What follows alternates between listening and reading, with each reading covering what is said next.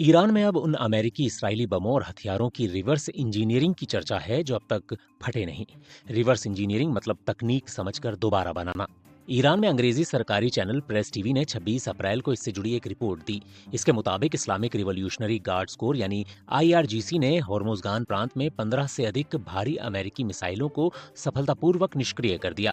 Report में कहा गया कि इन हथियारों को रिवर्स इंजीनियरिंग के लिए टेक्नोलॉजी और रिसर्च यूनिटों को सौंप दिया गया है। रिपोर्ट के मुताबिक बरामद हथियारों में अमेरिका के चर्चित GBU-57 बंकर बस्टर बम और जंजान क्षेत्र में मिले हजारों छोटे बम भी शामिल हैं। अमेरिका और इसराइल की ओर से दागे गए बम और मिसाइलों को ईरान में एक मौके के तौर पर क्यों देखा जा रहा है? मीडिया और विश्लेषक हालिया संघर्ष के दौरान मिले हथियारों को एक बड़े मौके के तौर पर देख रहे हैं। उनका कहना है कि इससे देश की सैन्य क्षमता बढ़ाई जा सकती है। ईरान के कट्टरपंथी स्टूडेंट न्यूज नेटवर्क यानी SNN ने 1 मई को इसे अनचाहा तोहफा बताया।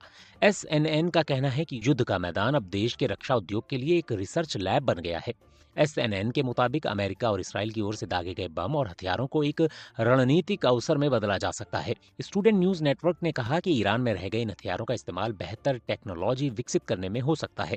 उसने इस बारे में पश्चिमी देशों का हवाला दिया है और कहा है कि उनका असली डर यही है कि ईरान इन आधुनिक हथियारों की गुप्त तकनीक को समझने में लगा हुआ है। रिपोर्ट में कहा गया कि प्रतिबंधों के कारण ईरान लंबे समय से रिवर्स इंजीनियरिंग पर निर्भर रहा है।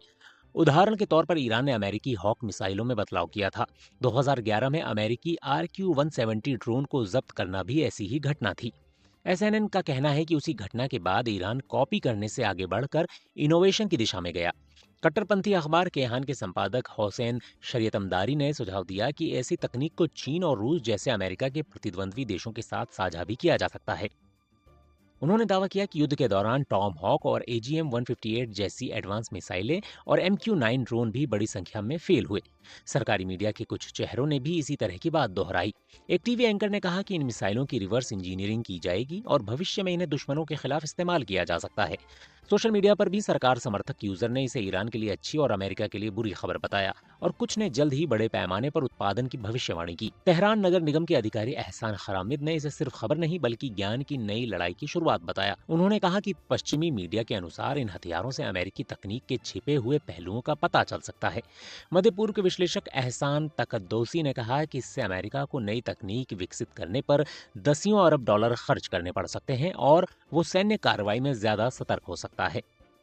उन्होंने एक उदाहरण देते हुए कहा कि ये ऐसे है जैसे किसी जटिल ताले को बिना चाबी के समझ लेना।